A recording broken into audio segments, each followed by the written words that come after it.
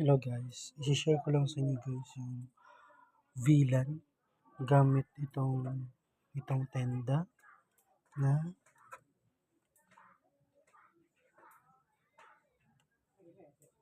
N300. So, ang gagawin lang guys, ito is pag makapunta kayo sa portal is isi-set nyo lang siya as AP. Tapos, yung USB to LAN natin is ito, which is ito. So, ilalagay lang natin sa number. Kaya dito. 1 or 3. Tapos, ito namang isa is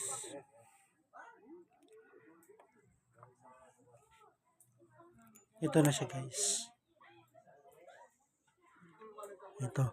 So, i-connect naman natin yung COMFAS natin dito.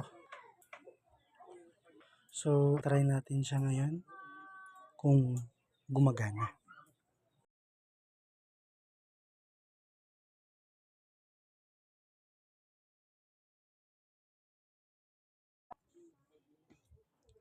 So, ito guys. Punta tayo dito.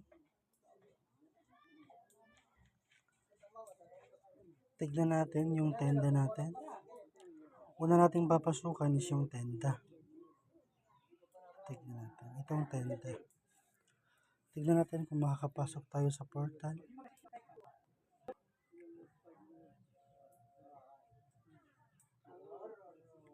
Wait lang.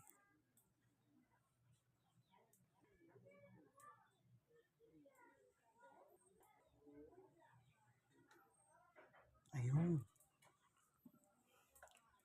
So, nakapasok na tayo guys. Nakapasok tayo dito sa tenda. Try naman natin hulugan kung ano magiging. Welcome. Please insert coin. Thank you.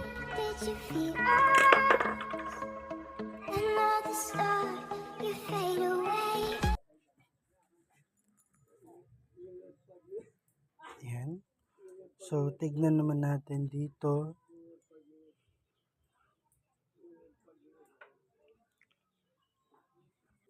Tignan natin sa COMFAS natin kung makapasok tayo at saka meron tayong time.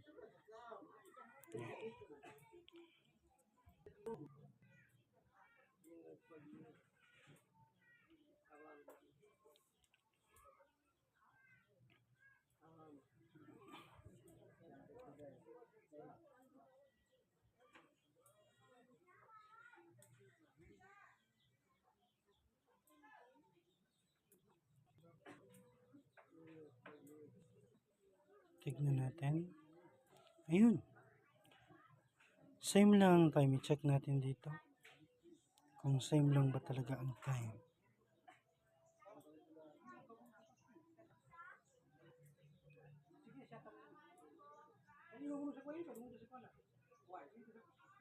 So, ayun. Meron tayong 2 hours and 30 minutes.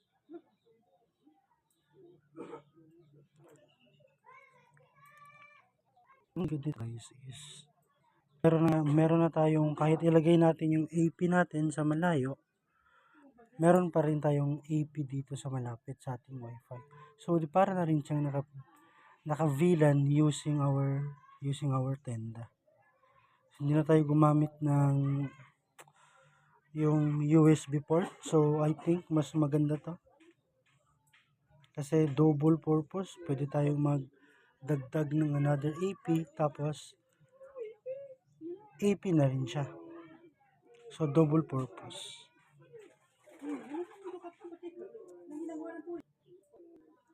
Try natin kung meron nga tayong internet.